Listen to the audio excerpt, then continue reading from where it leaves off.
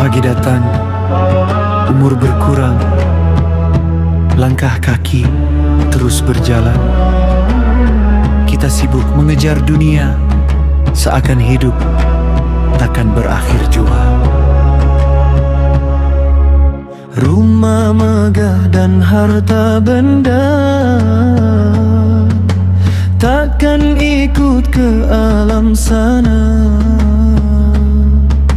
Yang menemani dalam gelap hanyalah amal dan doa yang menetap. Dunia mazratul akhirati,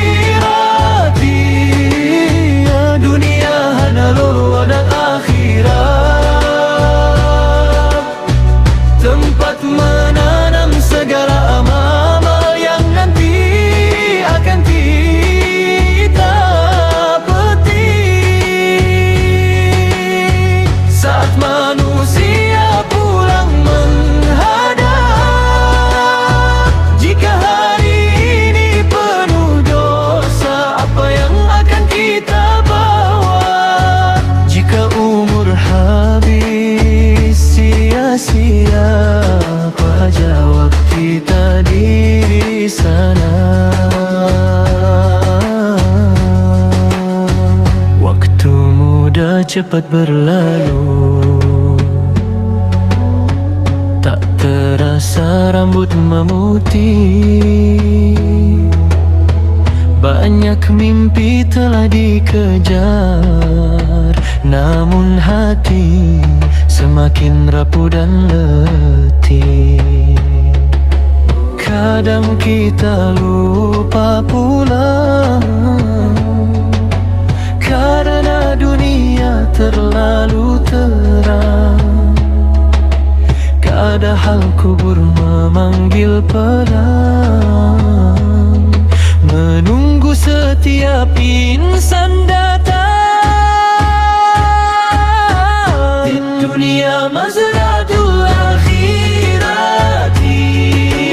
da dunia amaran ladang akhirat.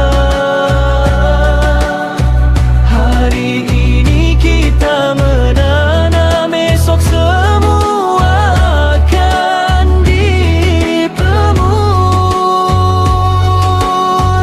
di hadapan Allah yang menetapkan.